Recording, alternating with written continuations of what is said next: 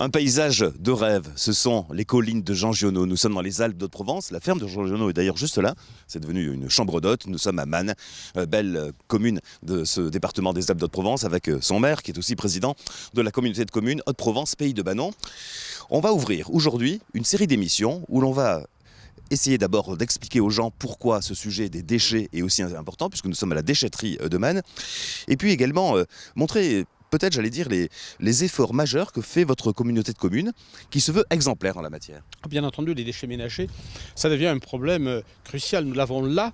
On voit du mobilier, entre autres, qui va être récupéré, valorisé. Aujourd'hui, grâce au tri des déchets, on arrive à éviter de jeter au centre d'enfouissement technique 1000 tonnes de déchets. C'est-à-dire entre le bois, entre les gravats qui sont valorisés, les déchets verts, le verre, le papier, les emballages, 1000 tonnes, c'est-à-dire c'est 35% de déchets qu'on évite de jeter, qui sont valorisés. Et il va falloir accroître ce tri, parce que tout simplement, les déchets vont coûter de plus en plus cher. Parce que j'allais vous poser la question de la motivation politique. Cette communauté de communes est exemplaire en la matière. Depuis longtemps, c'est pour les raisons de coût en particulier ? Non, d'abord il y a la réglementation qui va nous contraindre à réduire les déchets. On doit réduire de 50% nos déchets à brève échéance. On va très prochainement devoir aussi traiter, gérer, collecter les biodéchets. Donc on nous contraint, et c'est normal, pour protéger l'environnement, éviter du CO2, on en produit suffisamment, de régler la question des déchets ménagers en les valorisant. Donc là déjà nous arrivons à économiser à nos usagers 250 000 euros. C'est-à-dire, la taxe aujourd'hui rapporte 1 million sur le territoire, eh bien il faudrait ajouter 25% d'ores et déjà. Alors, lorsqu'on parle du traitement des déchets, on a l'impression que c'est un sujet global. En fait, il s'agit de différentes parties. La première, ce sont les déchetteries. Il y a 3 déchetteries dans cette communauté de communes. Celle de Banon, qu'on verra dans quelques jours dans une nouvelle émission. Celle de Mannes, où nous nous trouvons. Et puis une complémentaire qui se trouve également, je crois, au sud de la Comcom. À Reillanne, effectivement. Ou avec la municipalité, on envisage de délocaliser cette déchetterie pour la rendre beaucoup plus accessible.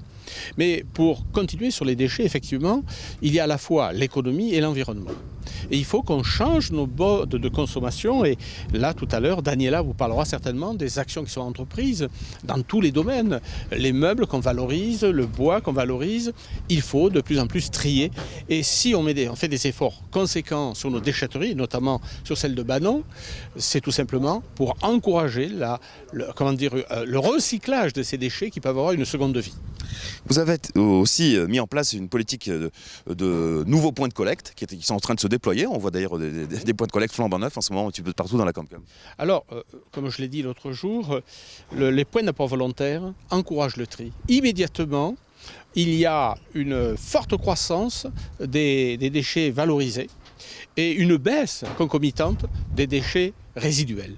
Donc voilà la politique mise en œuvre par mes collègues de la communauté. Le but, encore une fois, c'est de réduire et d'éviter la secousse fiscale qui va traduire le défaut de prise en compte de cet élément. Réduire les déchets, c'est notre devoir à tous. Alors on va rejoindre Daniela qui est à la Comcom et en charge de ce dossier. Dossier, j'allais dire, compliqué et sonnant et trébuchant parce que toutes les décisions pèse beaucoup budgétairement, c'est vraiment important. Oui, parce que le traitement de déchets, c'est de plus en plus cher. Et c'est très important qu'on fasse pas mal de tri parce qu'il y en a qui sont révalorisés, comme les D3E. Ça veut dire toutes les électroménagères, machines à la vaisselle, machines à laver, les micro-ondes, voilà, les petites électroménagères, les grands. Après, on a aussi les meubles, que ça peut être aussi révalorisé. Le verre aussi.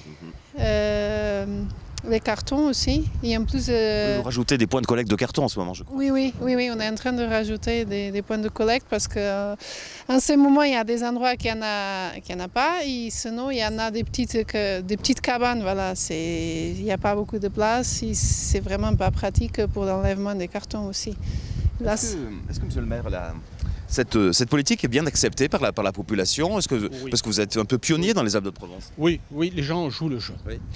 On essaie de les sensibiliser et vous prenez part active pour cela. Et puis chacun comprend que nous avons aussi le souci de leur épargner un surcroît de fiscalité. Nous avons le taux de taxe sur les ordures ménagères qui est le plus bas du département. Nous sommes à 9,5, la moyenne c'est 12. Donc les efforts que nous faisons collectivement, tout le monde en perçoit les fruits. Quelles sont les actions que vous menez par ailleurs? Je sais que vous avez, entre autres, des actions de sensibilisation des plus jeunes, des enfants. Oui, on a fait déjà et on va continuer à faire pas mal des animations sur les écoles, voilà, pour les incentiver un peu au tri. On va distribuer des sacs de tri aux enfants, voilà. Même pour la déchetterie ici, à Banon, ça va se mettre en place. Il y aura un badge pour entrer. Voilà, à chaque fois que les gens vont venir demander un badge, on donnera des sacs de tri aussi.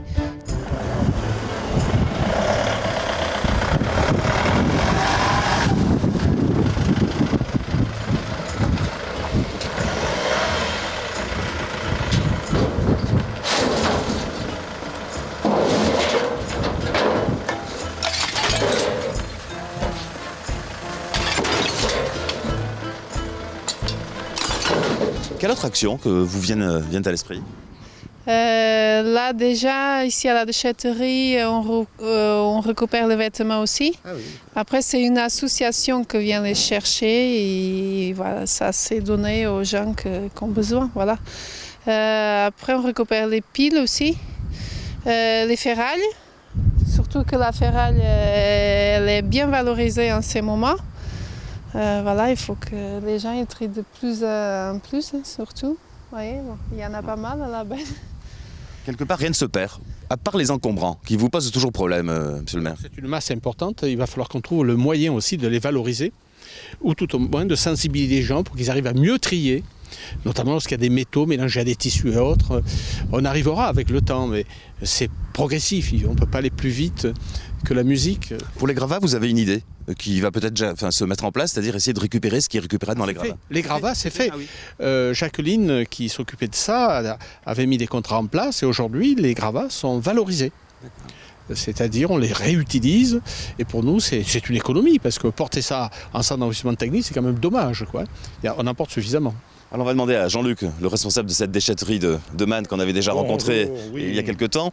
Est-ce que vous sentez avec le temps une évolution des comportements?